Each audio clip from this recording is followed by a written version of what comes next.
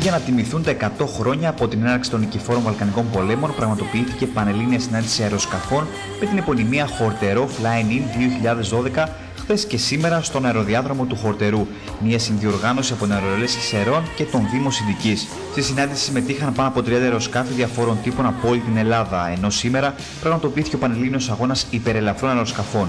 Ο αγώνας διοργανώθηκε υπό την υποπτία της Ελληνικής Αεροαθλητικής Ομοσπονδίας και προσμετράται στην αξιολόγηση των σωματείων. Ήρθαν διαγωνιζόμενοι από όλη την Ελλάδα, πληρώματα από την Κρήτη, από τα Χανιά συγκεκριμένα, από Τικό, από Τυχείο, Νάξο, Κέρκυρα και από την ενδοχώρα, από Αθήνα, Κομοτηνή μέχρι και Φλόρινα. Εμείς θεωρούμε πλέον ότι και είναι γεγονός ότι σπάσαμε ρεκόρ συμμετοχών στους αγώνες πανελλήνιο όσον αφορά τον υπερελαφρών αεροσκαφών. Πόσες ήταν αυτές? Όλες οι συμμετοχές ήταν 35 οι οποίοι ήρθαν εδώ πέρα για να μας τιμήσουν με την παρουσία τους και να λάβουν μέρος σε αυτούς τους αγώνες. Είναι αγώνες οι οποίοι έγιναν μετά από αίτημα της Αερολέσχης προς την Ελληνική Ομοσπονδία. Είχε πολλή δουλειά από ό,τι βλέπετε κι εσείς, αλλά είχαμε τη συμπαράσταση του αεροδρομίου, το οποίο είναι του Δήμου Συντικής και εδώ του χωριού του Χαροπού. Μας στηρίξανε πάρα πολύ ο Δήμος, με το σύσσωμο το Δημοτικό Συμβούλιο, ο Δήμαρχος πάρα πολύ και τους ευχαριστούμε ιδιαίτερα. Ευχαριστούμε όλους τους συμμετέχοντες στους αγώνες και σε αυτό το fly-in το οποίο έγινε στη χρόνωση για να γιορτάσουμε και τα 100 χρόνια της έναρξης των Βαλκανικών πολέμων του 1912 με 2012. Να ευχαριστήσουμε όλο τον κόσμο που ήρθε εδώ να μας δει από κοντά και να συμμετέχουν και αυτοί σε αυτή τη γιορτή πλέον των αεροσκαφών, των αεροπλάνων και τους ευχαριστούμε ιδιαίτερα. Θα ευχαριστήσουμε έτσι όλη η Αερολέσχη, ευχαριστεί τον Δήμαρχο, το Δημοτικό Συμβούλιο, τους κατοίκους του Χορτερού οι οποίοι αγκάλιασαν αυτό το αεροδρόμιο. Ευχαριστούμε πάρα πολύ την Περιφερειακή Ενότητα των Σερών οι οποίοι μας στήριξαν σε αυτούς τους αγώνες.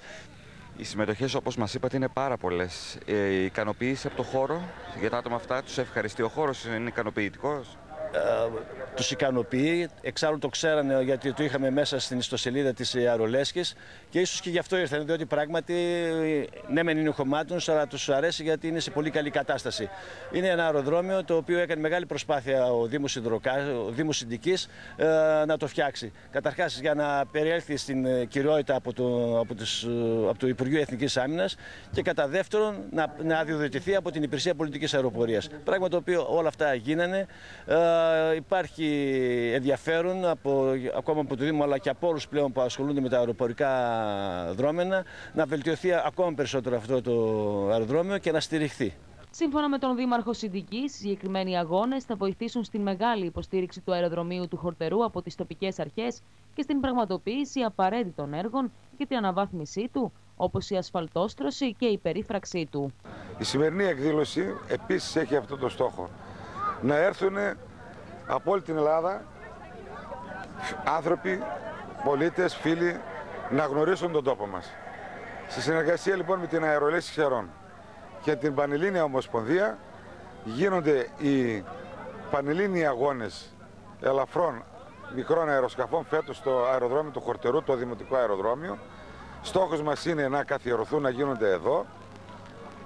Ήδη έχουμε ετοιμάσει το φάκελο για να υποβάλουμε στο Leader πρόταση χρηματοδότησης περίπου των 400.000 ευρώ για να γίνει ο διάδρομος με ασφαλτόστρωση, να γίνει η περίφραξη του διαδρόμου και βεβαίως άλλες υποδομές που χρειάζονται πέρα από τις μικρές παρεμβάσεις που κάναμε αυτές τις ημέρες.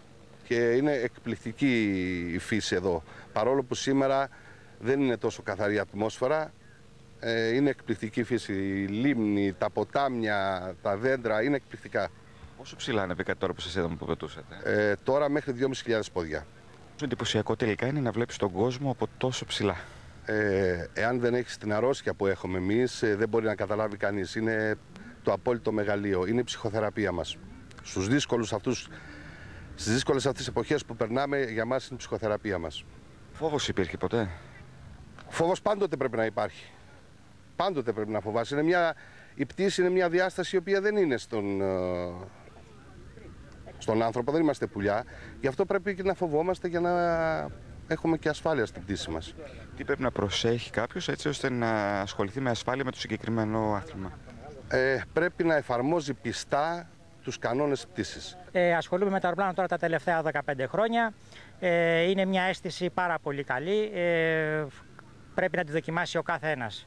Η συμβουλή που θα δίνατε σε ένα νέο παιδί, γιατί βλέπουμε πολλά παιδιά που παρακολουθούν με πάθος εδώ, τι θα τους συμβουλεύετε? Αυτό που λέμε συνέχεια, να αφήσουν τα καφενεία και τις καφετέριες και τα επικίνδυνα παιχνίδια και να ασχοληθούν με κάτι πιο πρωτοποριακό. Διοργανωτές και συμμετέχοντες έκαναν λόγο για την ασφάλεια του χώρου του αεροδρομίου, αλλά και για την άψογη διοργάνωση. Πρέπει να γνωρίζει ο κόσμος ότι η λειτουργία ενός αεροδρομίου περνάει από 10 κόσκινα. Έχει την έγκριση των κρατικών φορέων, οι οποίες ελέγχουν τις αεροδιαδρομές του Υπουργείου Άμυνας,